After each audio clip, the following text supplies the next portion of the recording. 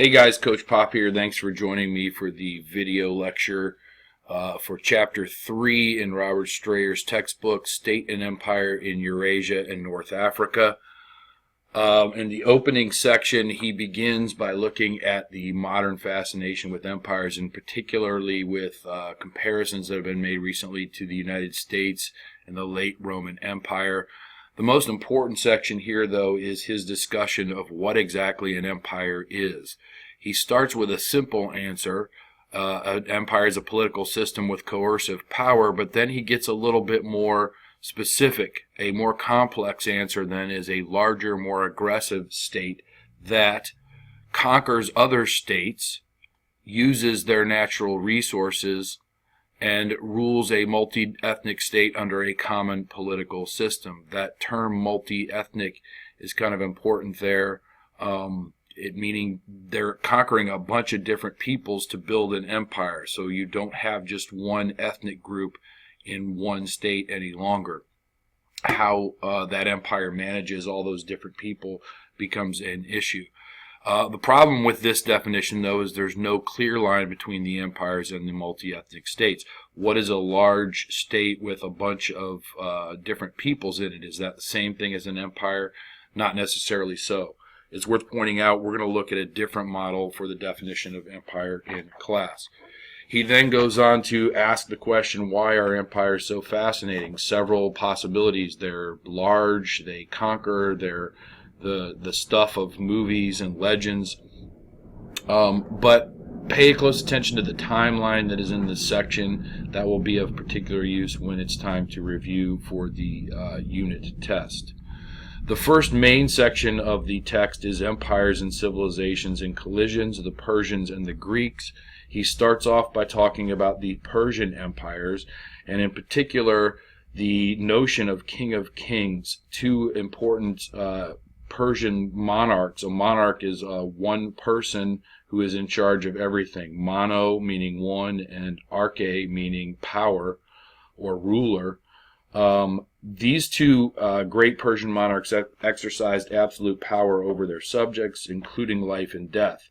They also enjoyed a lavish lifestyle of elaborate rituals and palaces. They claimed complete control over their entire domain and saw their centralized state as absolute.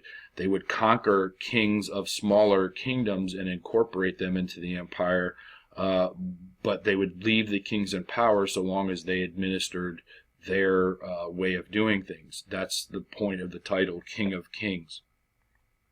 The Persian Empire was also multicultural, and one way that they developed to deal with this is something called the satrapy system. The Persian monarchs did not rule by force alone. They used an efficient system of regional administrators known as satraps.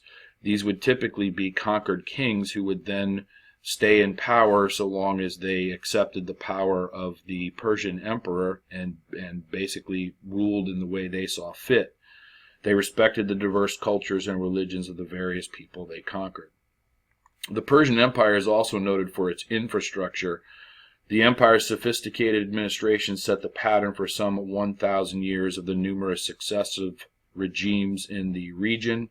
Of particular note were the empire's 1,700-mile royal road. Its postal system, forms of taxation, court etiquette, and bureaucracy were also part of that infrastructure. This map of the Persian Empire, one of the things is now that we get into empires, maps become especially important. And if you will note the vast range of the Persian Empire at its height, also note the date, about 500 BCE, extending all the way from India into the Mediterranean, including Egypt and Anatolia, what's now Turkey. And you can see the red line there, the royal road that was used to administer everything. Susa was a large city, but the capital for the Persian Empire is Persepolis. But it was an easy route to get from Susa to Persepolis. So the next section then in this portion of the text is a description of the Greeks. The Greeks did not call themselves Greeks. Rather, they called themselves Hellenes because of the city-state system they had, which we'll talk about in a moment. They thought of themselves as each city as a different nation, but they recognized they had a common identity called Hellene, and you'll find out why in class, because they shared language, religion, and rituals. They recognized there was something similar among all of them. Starting in 776 BCE, then they held the Olympic Games every 4 years as a festival celebrating their shared identity. In other words, it was something called a pan-Hellenic festival. All the Hellenes were involved, but only the Hellenes. Their city-states were something called the polis system. Despite pan-Hellenic ideals, there was rivalry amongst the various city-states and near constant warfare. Many states had very different forms of organization. The contrast between Athenian democracy and Spartan martial communalism illustrated the extremes. Generally, these city-states were small, with only 500 to 5,000 male citizens, not the whole population, but the citizens. But they did see economic dynamism, which could lead to environmental degradation and soil depletion, such as happened around both Athens and Sparta. Like the Persians, the Greeks were dynamic and expansive. However, their expansion came about not by conquering nearby peoples, but by waves of migrations around the Mediterranean and Black Seas, roughly between the period of 750 to 500 BCE. These migrations spread Greek culture, language, and architecture as they set up trading colonies around the Mediterranean.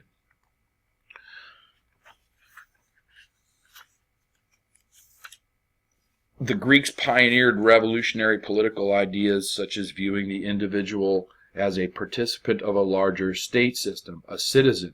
It's worth noting a citizen, though, was not every person. Women were excluded, and any male that did not own property was excluded. The tradition of a hoplite, a man who could afford his armor, serving in the infantry. These would typically be farmers and artisans. They were free men, but generally did not have property, but they could afford the tools to allow them to serve in the military, and so they became the main soldiers. However, these hoplites soon demanded political rights and challenged elites and tyrants. This is a map of the Greek city-states. You can notice that there's quite a few. Here's Athens, here is Sparta. Over here is Troy, which is something we'll mention a little bit more in class. Ionia is a area right here that becomes contested between the Persians and the Greeks. Note as well that they've got trading colonies set up all over the Mediterranean. You'll notice not so much here or here. That is the area that was controlled by the Phoenicians. So, the collision between these two peoples, the Greek civilization and the Persian Empire, it centers on a place called Ionia. This was a contested area of western Anatolia where the Greek city-states had been annexed by the Persian Empire. In other words, the Persian Empire just claimed it as their own. When the people of Ionia revolted with the help of Athens, the Persians sought to punish the rebels and their supporters on the Greek mainland. This led to an all-out war between the Greeks and the Persians. In this war, against all odds, Athens leads a coalition of Greek city-states to victory in land and sea engagements in 490 and 480 BCE. This was a source of great pride for Athenian citizens who saw their political system as a source of their victory. As a consequence of the victory, citizenship was extended to the lower classes who fought in the Persians, the hoplites. Athens pursued a policy of empire building afterwards, in which they are basically taking over nearby city-states, and while not ruling them directly, by basically influencing their policy. Democratic or not, though, the Athenian empire building directly led to conflicts with other Greek city-states. The Peloponnesian War was essentially a civil war between Athens and its allies and Sparta and its allies. The Peloponnesus is a mountain range on a peninsula. That's why it's called that. In the end, Athens lost, Sparta won, but Greece was so exhausted that it opened the way for a Macedonian invasion. Philip of Macedon. Macedonia is just north of the Peloponnesus area, and Philip of Macedon invaded a weakened Greece and forced unity upon the quarrelsome city-states. So he basically unifies all of them through force. He is assassinated, and his son Alexander led a massive Greek invasion of the Persian Empire. He's trying to make the Persians pay for the harms that he felt they did to the Hellenes in the Greco-Persian Wars. In a decade of frenetic activity, he claims numerous military victories, destroyed the Persian capital at Persepolis, and ventured as far as present Afghanistan and India before his death in 323. His empire does not last very long. That's an issue we'll take a closer look at in class. But while the empire itself did not last as one giant unit, it did spread Greek culture. It opened the way for Greek culture to spread all throughout the Middle East and even as far as India into Central Asia. Greek influences can be found as far away in India where the Indian emperor Ashoka published some decrees in Greek, and a new style of art showed Greek techniques. In fact, it's interesting, in Central Asia you have images of Buddhas wearing Greek togas. With its large multi-ethnic population and numerous monuments, Alexandria stood out as the most dynamic symbol of the Hellenistic era. Alexandria was one of the Alexandrias.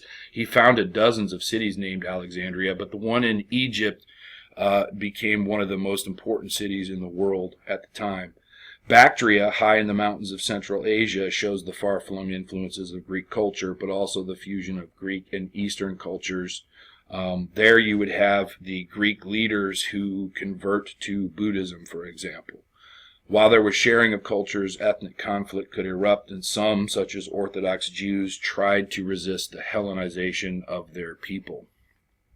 In this map, you can see the wide extent of Alexander's empire, starting here in Macedonia, and then his father having united the Greek city-states here. He continues into Asia.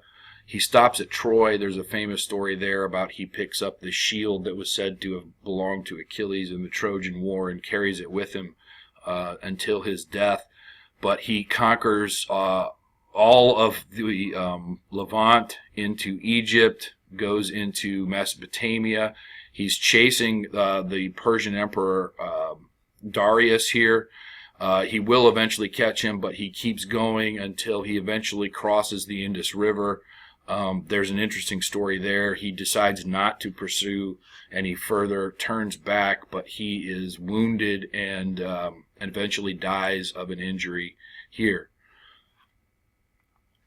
The next section, though, is comparing empires, and the two empires being compared are the Roman and the Chinese empires, and this is a pretty standard comparison. They have quite a few similarities and some unique differences. In fact, one of the essay questions on the AP World exam involved these two. Strayer starts by looking at Rome, which moves from a city-state to an empire.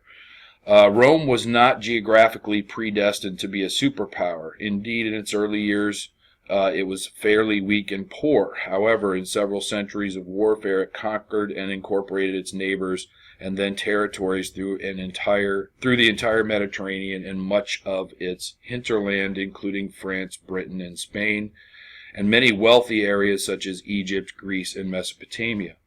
Around 509 BCE, Roman aristocrats overthrew the monarchy, establishing a republic of the wealthy, known as patricians. Eventually, law codes protected the poorer classes, known as plebeians. We'll talk more about that in class. With its power and wealth coming from near constant warfare and empire building, the Roman army enjoyed a special and privileged status. Poor soldiers sought land, loot, and salaries that could be a path out of poverty, and elites sought large estates and political glory. Conquest also brought many vanquished people into Rome as slaves. While there was no pre-arranged plan for imperial expansion, there were many push factors, and much of Roman society enjoyed a variety of war spoils. With each imperial expansion, Romans faced a new set of security issues requiring what they saw as expansion to create defensives. Under the Republic, Roman gender norms emphasized the power of the male head of the household, the pater familias. However, with the social and political changes brought about by imperial expansion — imperial, by the way, is the adjective form of empire. Why do we change the E to an I? Well, that's just the English language. I can't explain that. But many elite women found a less restricted life than they had known in the early centuries of the Republic. In other words, the wives and daughters of particularly high-ranking elite men would have a lot more freedoms, even though they were not official. Unfortunately for social stability, imperial expansion served to widen gaps in the wealth. In other words, income inequality. Roman elites acquired larger and larger estates worked by foreign slaves. Free farmers were unable to compete, and growing numbers left the countryside for the city, where they found more poverty and or joined the army. Elite generals began to recruit from the poorer ranks of society. As conflict grew between traditionalists and those who enjoyed new wealth, civil war soon broke out. After decades of fighting, Octavian gained the title of Augustus and ruled as an emperor. This first emperor had to play a careful political game, preserving the symbols of the Republic despite his near absolute power. This particular chapter is one we'll look at more closely in class. This is a map of Rome. The height in 117 of the Common Era. Notice that it pretty much encompasses all of the Mediterranean, and note as well it goes into parts of Mesopotamia, and the major Roman roads, the sort of purple lines there. There's an expression, all roads lead to Rome. This was an idea that they brought basically from the Persians, the idea of having a well-constructed Rome in which everything from all parts of the empire could be brought back to the capital city.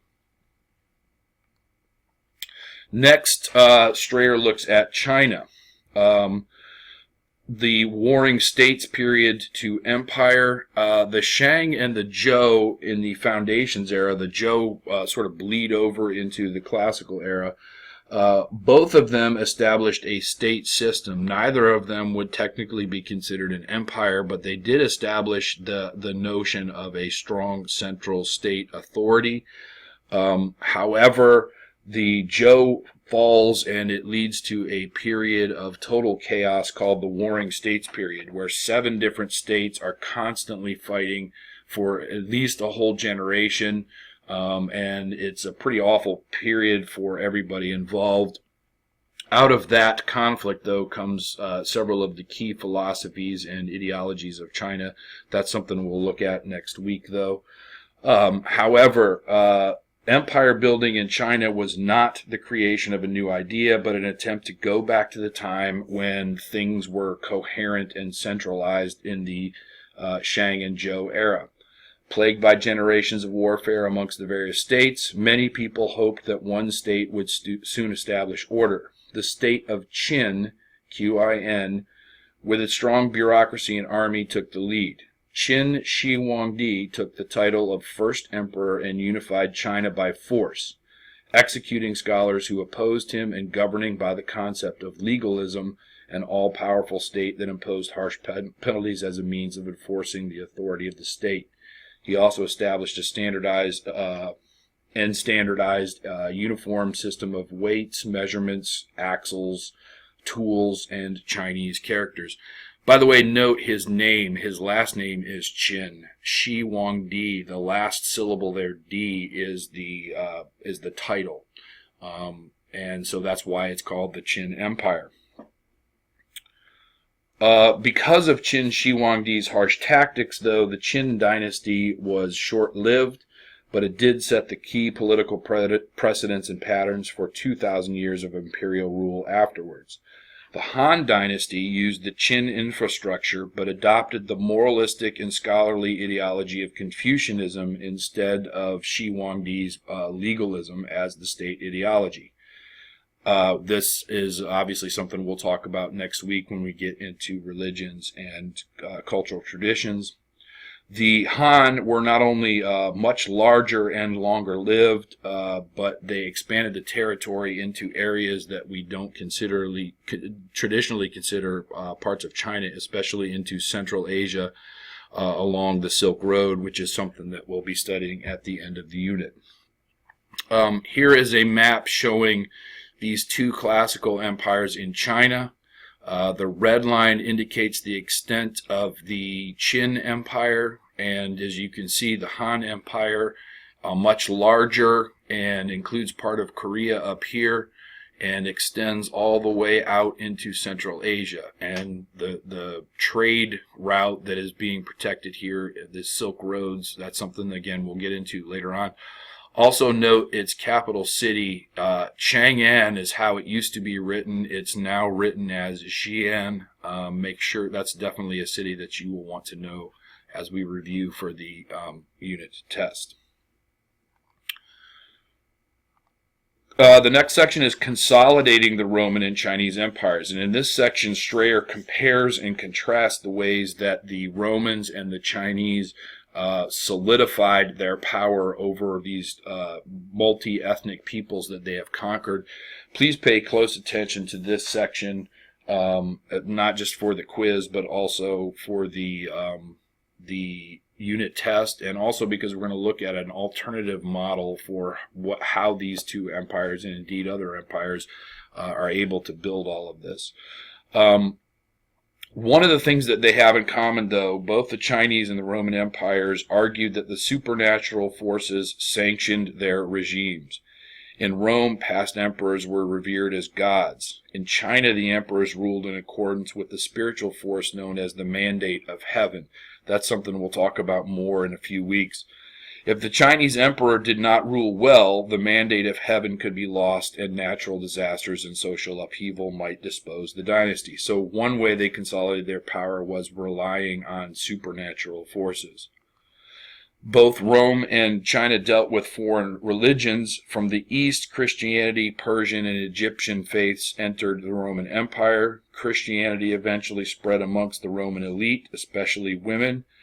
These faiths spread thanks to Roman transportation systems and the relative peace imposed by the empire. In China, Buddhism came from India and Central Asia via the Silk Roads. The faith gained adherents after the collapse of the Han dynasty. As the Han dynasty grew out of a large cultural heartland that was already ethnically Chinese, it was easy to assimilate the cultures of conquered peoples. Romans, on the other hand, remained a minority in their increasingly multi-ethnic empire. However, Rome began to grant citizenship to cooperative individuals, families, and whole communities, and eventually to all free people of the empire. So that's one sort of difference, that the most of the Han Empire were ethnically Chinese, whereas in Rome, the Romans were actually the minority. Latin as an alphabet-based language spread throughout the west of the empire, but later transformed into regional variations that became the Romance languages like Spanish, French, Italian, etc. In contrast, Chinese characters, they're not based on pronunciation. So the pronunciation varied widely throughout the empire. Nonetheless, literate Chinese could read the characters regardless of regional difference in the oral language. So the key to characters are, it doesn't matter how you pronounce it, the meaning is the same. So if you could write, you could communicate with anybody in the empire, even if you spoke and you didn't understand each other at all. However, as we will see, there is a common spoken language that results from this, that's used by the government bureaucracy. That language is called Mandarin, and that eventually becomes the sort of predominant dialect in China. The Han state developed a strong and successful bureaucracy based on political and philosophical principles. The Chinese state emphasized the morality of governing classes. Romans, on the other hand, relied on the aristocracy and military to piece various systems of rule together and create laws. While Romans desired good laws, the Chinese state wanted good men. That is a fundamental difference. In China, they trusted their bureaucratic system more than anything else, and in Rome, they were much more interested in the laws and the people that were sort of running it. So in the last subheading of this section, he looks at the collapse of empires, and again, this is a section you'll want to pay close attention to. Again, looking at similarities and differences.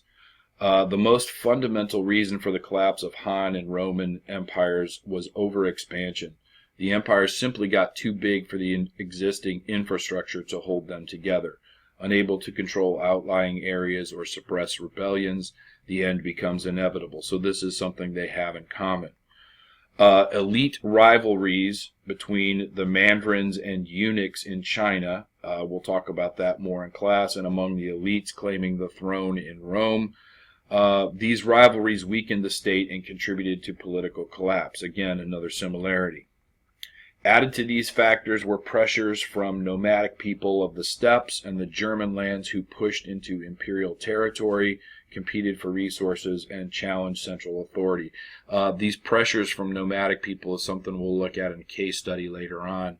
But it's interesting to note that there's a main group in Central Asia that versions of them not only contributed to the fall of the Han, but also to the Gupta in South Asia, and caused a string of migrations that eventually would contribute to the fall of Rome in the West. In both China and Europe, there were memories of empire and the dream of imperial revival. But one thing that's different in terms of the collapse is that China did see the reconstruction of an imperial state after the fall of the Han, but Rome was never really rebuilt. However, there's kind of a twist to that story because the Eastern Empire does continue on for a while in the form of the Byzantine Empire. The last main section of the text is Intermittent Empire, the case of India. India, in the way that Strayer tells the story, is sort of separated from the others because of its unique situation. That uniqueness begins with the Aryan controversy. After the decline of the Indus civilization, a wave of Indo-Europeans called Aryans came into India. There's still much debate on the nature of their history. Did they invade suddenly, peacefully, and slowly? Did they just migrate? Some Indian scholars claim that they were always there. Regardless, their culture would become the dominant force to unite India in the classical era. So one of the things that makes them unique compared to the other empires is this combination of fragmentation and unity.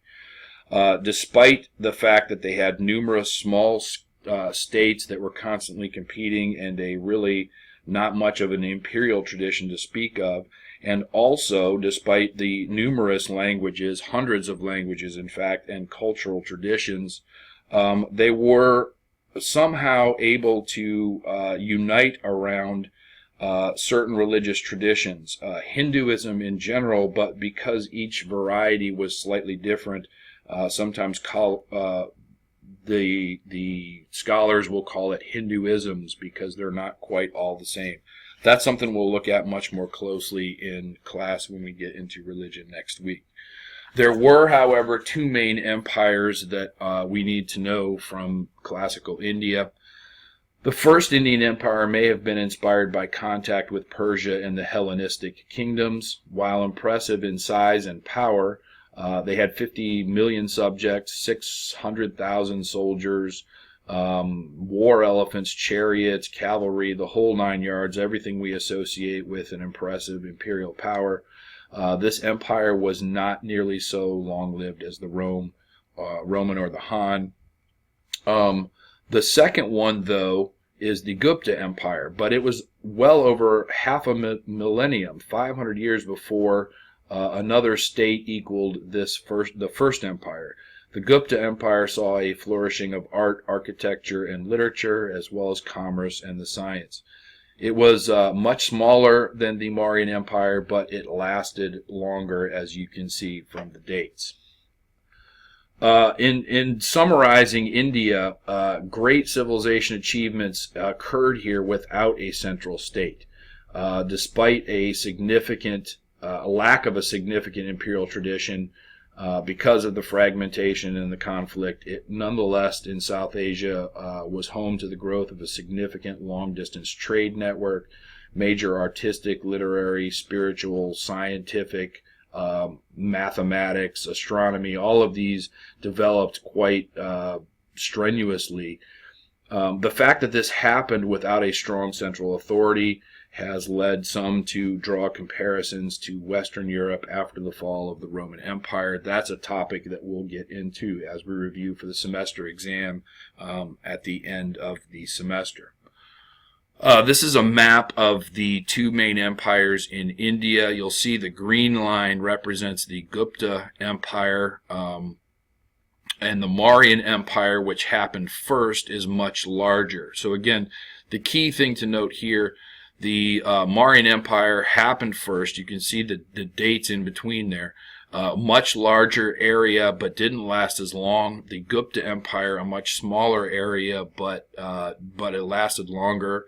The rock and pillar edicts of Ashoka, that's something that we'll talk about when we get into religion next week, and also when we look at India and China the week after that more in class.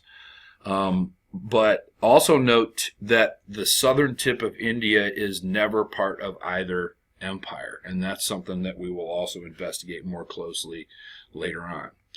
So in the reflections section of the text, the very end of the text, he looks at the enduring legacies of second wave empires. Remember, first civilizations was the subject of the last unit. This is the second wave. He points out several interesting stories. One involves the leader of the communist China in the 20th century, Mao Zedong, who idealized the first emperor's brutal path to state building as a revolutionary triumph for progress. So as Mao Zedong is trying to force his people into this new communist era as he sees it, he uses Qin Shi Huangdi as sort of an example. Seeking to promote an image of a peaceful and tolerant India, the leaders of the new nation after independence from Britain adopted symbols of Ashoka's reign in 1947. And we'll talk more about Ashoka's religious views and his views on tolerance of religion in class.